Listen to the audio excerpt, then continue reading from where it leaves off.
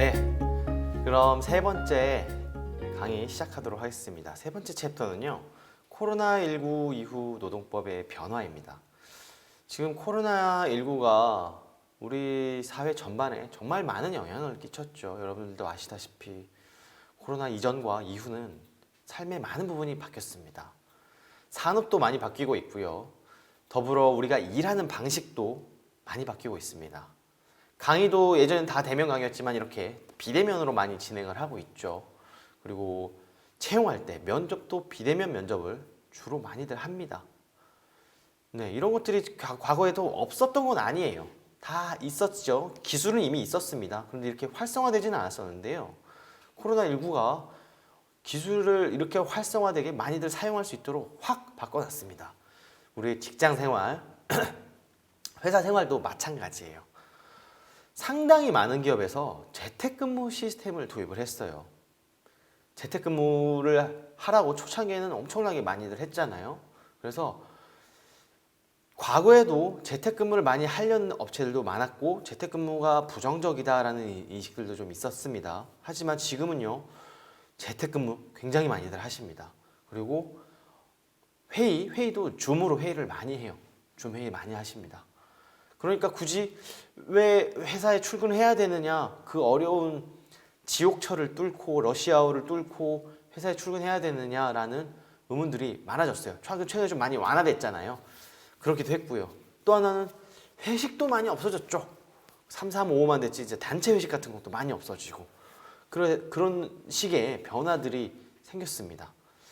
그래서 이런 그 유연근무제라고 하는데요. 일하는 방법들이 많이 바뀌어가고 있었는데 이러한 장점들이 많다라는 게 부각이 되면서 이후에도 포스트 코로나 시대에도 온라인 회의나 재택근무 또는 스마트 워크 등의 근무 등이 활성화될 것으로 예상이 됩니다.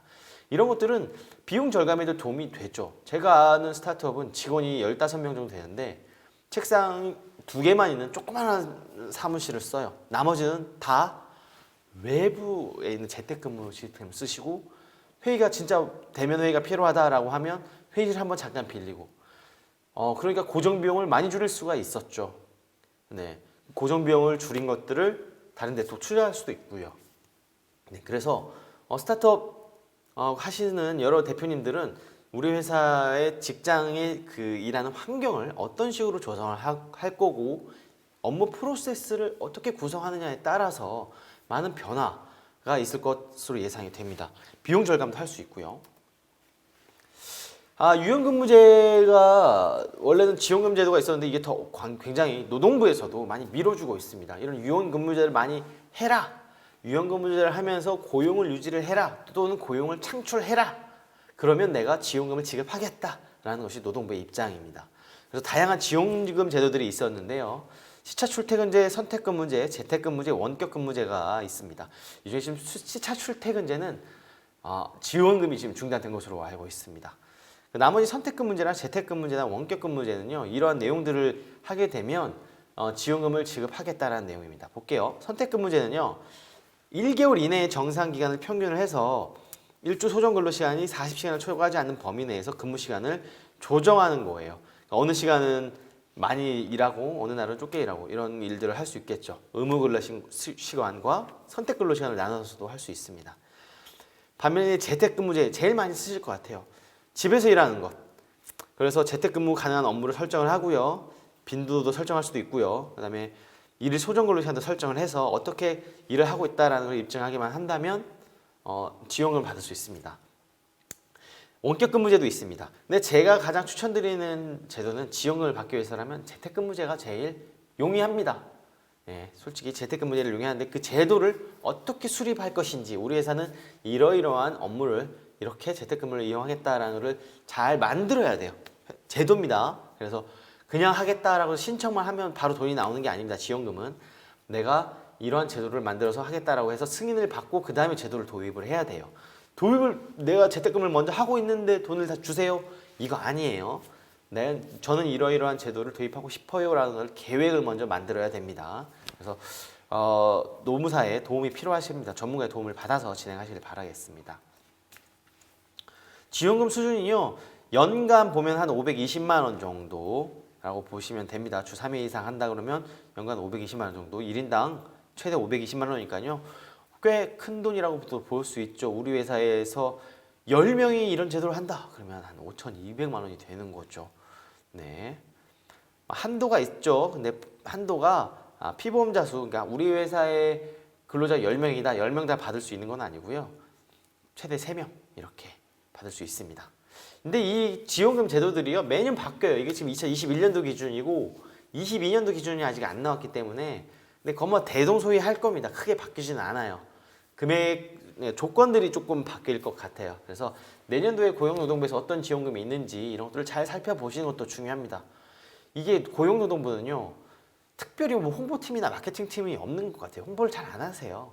그래서 그 대표님들이 잘 모르죠. 모르고 받을 수 있는데 이거 막 모르고 넘어가시는 분들이 굉장히 많습니다. 이건 뭐 어떻게 말씀드릴 수가 없어요. 꾸준히 고용노동부의 제도를 살펴보시는 수밖에 없습니다. 또 다른 지원금 제도가 있어요. 이거는 중소벤처기업부에서 나온 제도예요. 노동부가 아니에요. K 비대면 서비스 바우처 사업이라고 합니다. 코로나19로 인해서 재택근무들이 많아졌다고 그랬잖아요. 근데 재택근무를 하려니까 뭔가 시스템이 필요해. 뭐가 필요합니까?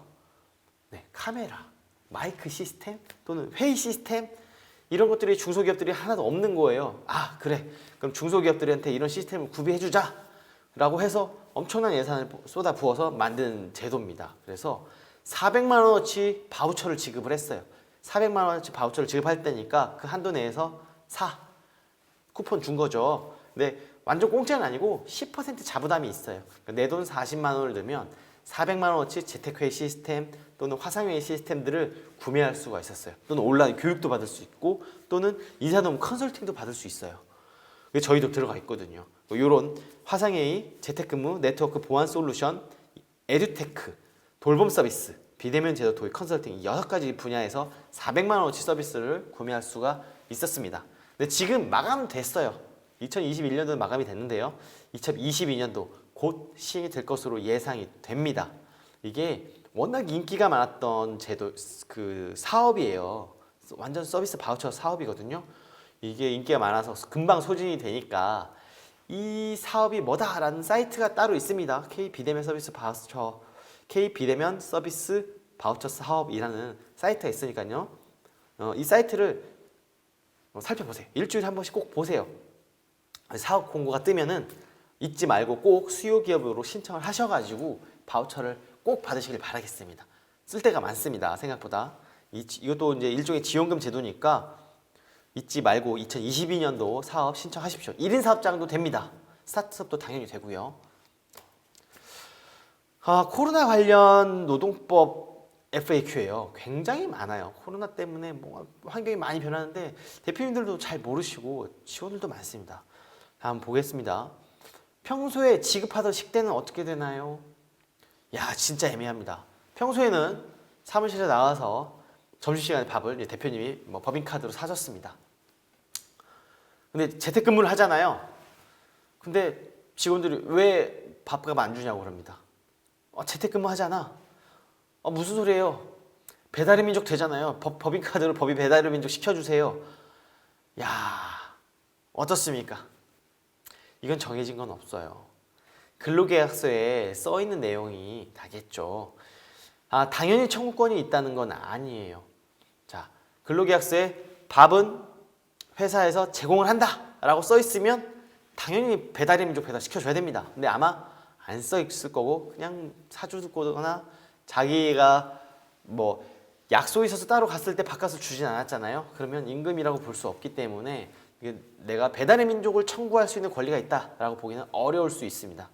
식대는 그러니까 식대는 월급에서 줬다 그러면 줘야 되겠지만 내가 밥을 사줬다라고 하면 재택근무할 때 반드시 사줘야 될 의무가 있는 건 아닙니다. 자, 집에서 일하다가 다쳤어요. 근데 산재 처리가 됩니까? 네, 됩니다. 일하는 장소만 사무실에서 우리 집으로 바뀐 것 뿐이지 다치면 산재 처리가 될 수 있어요. 하지만 그 입증, 이거는 내가 일하다가 다친 것이다 라는 걸 입증을 해야 되겠죠. 아니 뭐 마트에서 굴러서 다친 건지 진짜 집에서 일하다가 다친 건지 모르잖아요. 내가 일하는 시간에 뭘 하다 다쳤다라는 걸 입증을 하시면 산재 처리가 됩니다. 자, 근태 관리는 어떻게 해야 되나요? 어떻게 해야 되나요? GPS 추적해도 되나요? 자, 근태 관리에 의심하시는 분들이 많으세요. 재택근무하게 되면 뭐 솔직히 그렇죠. 출근했는지 일을 하고 있는지 이 시간에 이 친구가 게임을 하는지 마트에 갔는지 모르죠. GPS를 추적을 하려고 하시는 분들이 많은데요. GPS 추적하시면 안 됩니다. 물론 본인의 동의가 있다면 상관이 없을 수도 있겠지만 불법이에요. 개인정보 GPS 추적은 불법입니다. 그런 거 하시면 안 됩니다. 그래서 노동부에서는요, 근태 관리를 어떻게 하라고 하면 이메일이나 메신저로 출근 보고, 퇴근 보고를 받도록 하고 있어요. 그 정도 근태 관리는 할 수 있지만 GPS 추적 또는 뭐 CCTV를 설치를 해서 집에서 뭐 하고 있는지를 내가 확인하겠다? 그거 안 돼요. 아시겠죠? 다른 법에 걸려서 처벌받을 수 있습니다. 자, 코로나19로 매출이 급감했어요. 우리가 뭔가 식당 같은 거 하는 사업장이었다고 봅시다. 그래서 집에서 오늘은 나오지 마. 또는 우리가 어떤 제조업이었어요. 코로나19로 주문이 뚝 끊겼어. 그럼 뭐 할 수가 없어. 그러면 오늘부터 한 2주 동안은 집에서 쉬겠습니다 라고 집에 보냈습니다. 그러면 월급 안 줘도 됩니까? 일 안 했으니까. 그거 아니에요. 자, 휴업을 하면요, 근로자한테 휴업수당이라는 걸 지급을 해야 됩니다. 월급의 70%를 휴업수당으로 지급해야 되는 게 법률에 있는 내용이라서요, 무조건 우리 회사 문을 닫는다고 집에서 한 달 동안 쉬게 한다고 월급 안 줘도 되는 거 아니에요. 70% 줘야 됩니다. 근로자들은 뭐 월급 없으면 못 살잖아요. 카드값은 뭘로 냅니까? 근로자들한테 70% 보장해야 된다는 점 잊지 마세요. 반면에 재택근무 중에 내가 코로나19 때문에 집에서 일하라고 했더니 뭘 했는지 모르겠지만 코로나19에 감염이 됐어. 에이씨, 괘씸해. 해고 할 수 있나요? 네, 해고는 쉽지 않습니다. 우리나라 노동법에 해고는 굉장히 어려워요. 정당한 해고를 하기가 쉽지 않습니다. 근로관계를 계속할 수 없을 정도로 심각한 중대한 사유가 있어야만 해고를 할 수 있어요. 이 정도 가지고는 해고할 수 없습니다. 코로나19가 내가 일을 못할 사유는 아니잖아요. 집에서 계속 일을 할 수 있습니다. 네, 본인이 걸리고 싶어서 걸린 것도 아닐 거고요. 그거 사실만으로는 해고할 수는 없다는 점 기억해 두십시오. 코로나 예방접종 맞고 다음날 쉴 경우 임금 줘야 되나요? 아니, 그런 경우 있습니다. 국가에서 코로나19 받고 다음날 굉장히 아프거든요. 고열, 오한 막 옵니다. 일하기 힘들어요. 쉬어야 됩니다. 이때 회사에서 부담해야 됩니까? 회사에서 부담할 의무는 없어요. 연차 휴가 사용을 권고하고 있습니다. 근로자가 연차 휴가가 있으면 본인의 연차 휴가를 쓰는 거예요. 만약 연차 휴가가 없으면요, 그냥 쉬는 겁니다. 그냥 결근인 거지 회사가 돈으로 보상을 해줘야 될 의무는 없습니다. 다음날 쉴 경우에. 이 국가에서 그냥 해줬으면 좋겠는데 그렇게까지는 해주지 않는 것 같아요. 근데 코로나19로 감염돼서 자가격리되거나 자가치료센터로 입주하게 되면 어떻게 됐나요? 우리 회사가 돈으로 월급 줄 의무는 없어요. 일 안 하잖아요. 2주 동안, 3주 동안 일을 안 하는데 어떻게 회사가 월급을 줍니까? 국가에서 그건 보상해 줍니다. 국가에서 일을 못하는 동안 회사 또는 근로자한테 돈을 줘요. 하지만 단순히 예방접종 맞고 다음날 쉬는 걸로는 보상 안 해줘요. 여기까지는. 너무 많죠. 너무 많은 사람들이 쉬어야 되니까 그런 경우가 있다는 점 기억해 두시고요. 여기까지 3교시 마치도록 하고요. 4교시 때 뵙도록 하겠습니다.